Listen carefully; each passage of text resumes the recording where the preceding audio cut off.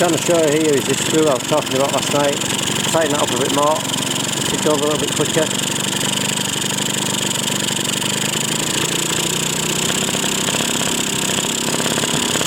A little bit too fast for me.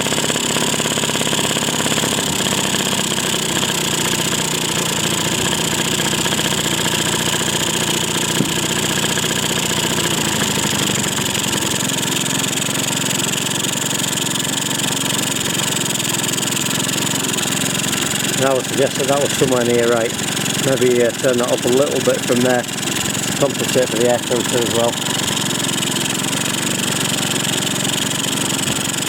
Right, we'll see what that runs like. I'm going to leave this running for a few minutes now, just to get it warmed up and get some of that new petrol through this carburetor that's now nice and clean. I've just been in trouble a bit actually. My wife just came out and she said, don't turn the tumble dryer off.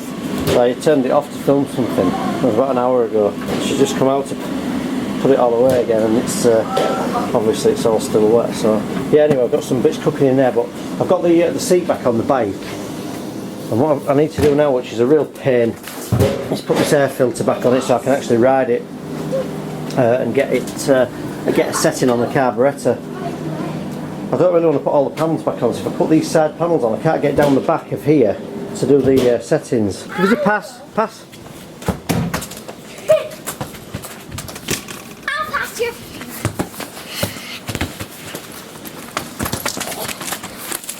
Well, this air filter is a real pain. If anyone knows a better way of getting this on here, it's basically a case of getting this rubber seal on the back of here and pushing it in. It sort of half fits in one side, then the other half pushes around this on the carburetor.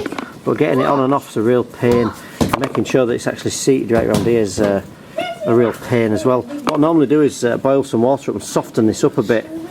But soften it up too much and it pushes through the gap when you're trying to push it on the carburetor. And don't soften it up enough and you can't push it on here, so it's a bit difficult to try and slide everything on. It always takes me a few goes to get it on. It's only a 20-minute job, so if anyone's got any ideas about that. But the idea of not putting this panel on back down the side of here is so I can reach round when I've had a ride around a few streets and just all of these adjustment screws. So I'll push this back on, then we'll take it out and we'll have a little ride on this bike. I've got this air filter box back on. Because I backed this Jubilee clip right off, I managed to actually push it on first, build it all together, and the pipes were just long enough to get it on and push that back, so I found an easier way of doing that. Obviously the panels aren't, but I've got the seat on, I've got this air filter box on.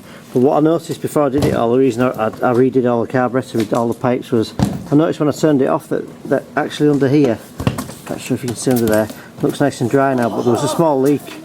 Every time I stopped the bike it leaked, so I've rebuilt the carburetor just to make sure the needle was correct.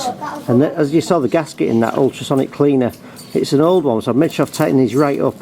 And I've just started this up and turned it off again. I'm just currently looking for leaks, but everything looks okay. So I'm going to nip out now. I've got to take kids somewhere, but I'm going to come back and we're going to have a ride round on this. And I'm going to ride it round, just leave the back panel off this bike and get a setting. Right, so I'll just try and start this up again. I've had it running actually, so let's see how we get on.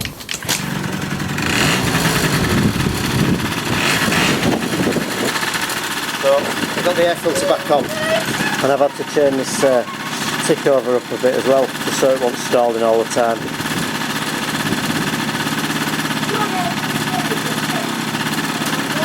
I think really it just wants riding now, it wants to get some petrol and oil flowing through it and get everything evened out.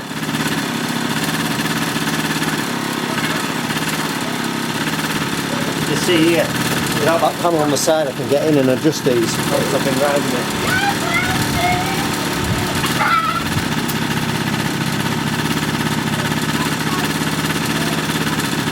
So we'll leave it about there, that sounds about right to me. Not too fast, not too slow. We'll give this bike a ride. Right, I've just been out on my bike and once I got it going it ran great actually. I had to keep stopping, kept adjusting these screws and stuff. In a minute I've got a little GoPro camera and I'm actually going to try and somehow strap it onto this bike, but I won't start starting. I'm just going to test it now. I know it's warm. Right there.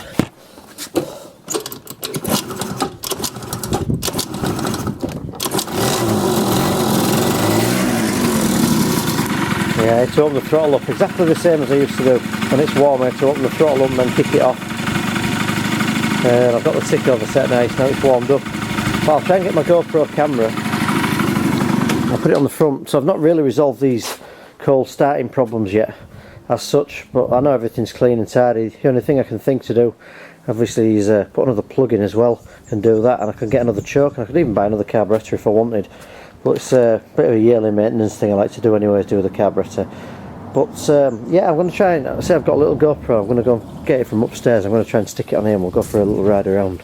Not really sure I should be riding it like this, but I've checked all the lights work and the brakes lights are all working and stuff. So yeah, I'll go see if I can find that.